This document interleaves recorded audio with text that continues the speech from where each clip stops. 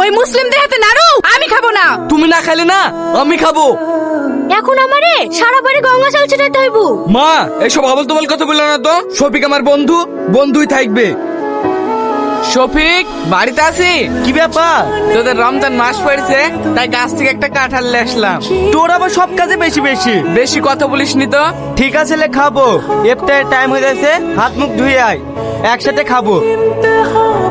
কিরে শফিক, তুই হিন্দু হয়ে গেলি না নির্মল মুসলিম হয়ে গেল? কোটা কিনে বলছেন মোড়ল সাহেব? তোদের যা চলন বলন, তুই যাচ্ছিস হিন্দু বাড়িতে খেতে, নির্মল আছে তোদের বাড়িতে খেতে, তোদের ব্যাপারটা কি বলতো? ও আমার বন্ধু, ও কি আমার বাড়িতে আসতে পারবে না?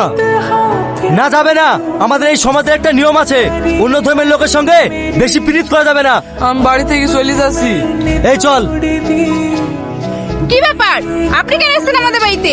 আমার স্বামীকে অপমান করে আপনার শান্তি হয়নি, এখন আমার বাড়িতে এসেছেন অপমান করতে? আমি কেন অপমান করব? আমাদের গ্রামে মোড়ল উল্টো পাল্টা কথা বলেছে। আমরা সব বুঝি, আমার ছেলেকে প্ল্যান করে বের করে দিছো। তাড়াতাড়ি বাড়ি থেকে বেরিয়ে যাও, নাহলে ঘাট ধাক্কাতে বের করে দেবো। মা তুমি কাকে ঘাট ধাক্কা দিয়ে বের করে দেবো বলছো? ওখানে অপমান করবে, অপমান করেছে ওর গ্রামের লোক। সবাই তোমার বন্ধুর নামই করছে। কে কি বলছো ও দেখে আমার লাভ নাই, আমাদের বন্ধুত্ব সারা জীবন থাকবে। এই শফিক ভেতরে আয়। এই শালা শফিক বেরিয়ে আই। আপনারা তোমার স্বামীকে সাবধান করেছিলাম ওই নির্মল সঙ্গে মিশতে, আর ওকে কাল নির্মল বাড়ি ইফতার করে এসছে। না না মোড়ল সাহেব, ও কালকে ইফতার করতে যায়নি তো। খবরদার মিথ্যে কথা বলবো না ভাবি, কাল নির্মল মা নিজে আমাকে বলেছে আমাদের ইফতার করতে এসেছিল। ডাক তোর স্বামীকে, ওকে গ্রাম থেকে ঠায় ঠায় বের করে দেবো। মোড়ল সাহেব ও তো বাড়িতে নাই, একটু মাঠ পানে গেছে। মাঠে তো সারা রাত থাকবে না, আসুক তারপর দেখছি। এই চ। আপনি আমাদের বাড়িতে? তুমি একটা মুসলিম ছেলেকে বাড়িতে সঙ্গে করে নিয়ে আসতেছো, তুমি কি জানো না আমরা কিভাবে চলি?